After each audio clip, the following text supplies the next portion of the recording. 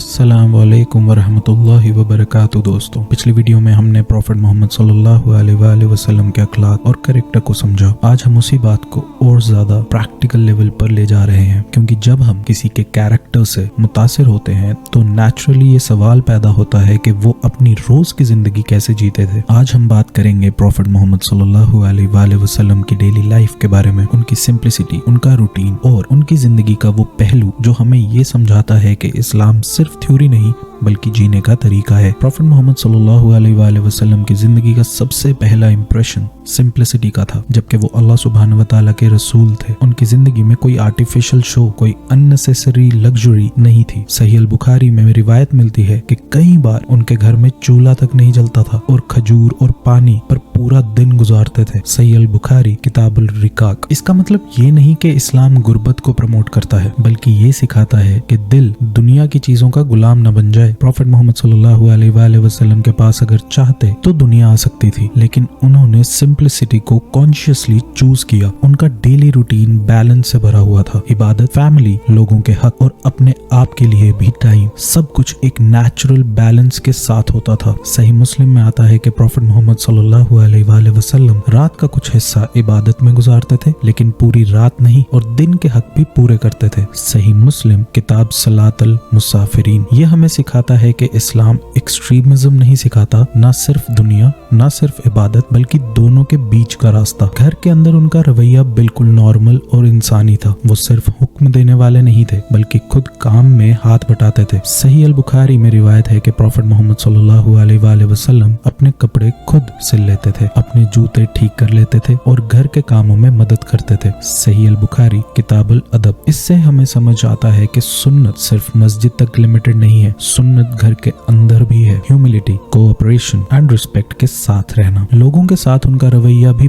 बहुत सॉफ्ट और अप्रोचेबल था। जो भी उनसे बात करता पूरी तवज्जो के साथ सुनते, कभी किसी को नीचा फील नहीं होने देते थे। सही मुस्लिम में रिवायत है कि प्रॉफिट मोहम्मद सल्लल्लाहु अलैहि वसल्लम लोगों से मिलते वक्त चेहरे फेर कर बात नहीं करते थे, बल्कि पूरी तरह सामने हो जाते थे। सही मुस्लिम किताबुल फज़ाइल। ये छोटी छोटी चीजें हमें ये दिखाती हैं कि इस्लाम सिर्फ बड़े रूल्स का नाम नहीं बल्कि डेली इंटरेक्शंस का दीन है। उनकी जिंदगी का एक और इम्पोर्टेंट पहलू शुक्र था। कम हो या ज्यादा, हर हाल में अल्लाह सुब्हानहु व तआला का शुक्र अदा करते थे। सही अल बुखारी में आता है कि जब उनसे पूछा गया कि आप इतनी इबादत क्यों करते हैं जबकि अल्लाह सुब्हानहु व तआला ने आपके लिए मगफिरत का वादा किया है, तो उन्होंने फरमाया, क्या मैं शुक्रगुजार बंदा ना बनूं? सही अल बुखारी किताबुल तहज्जुद। इससे हमें ये समझ आता है कि इबादत बर्डन नहीं बल्कि ग्रैटिट्यूड का इजहार है। दोस्तों, हमारे प्यारे नबी प्रॉफिट मोहम्मद सल्लल्लाहु अलैहि वसल्लम की डेली लाइफ हमें ये सिखाती है कि इस्लाम को जीना मुश्किल नहीं बनाया गया। सिंपल रहना, बैलेंस्ड रहना, लोगों के साथ अच्छा रवैया रखना और अल्लाह सुब्हानहु व तआला से कनेक्टेड रहना, यही सुन्नत का एसेंस है। आज के लिए एक सिंपल डेली हैबिट जो आप अपना सकते हैं। अपने दिन के किसी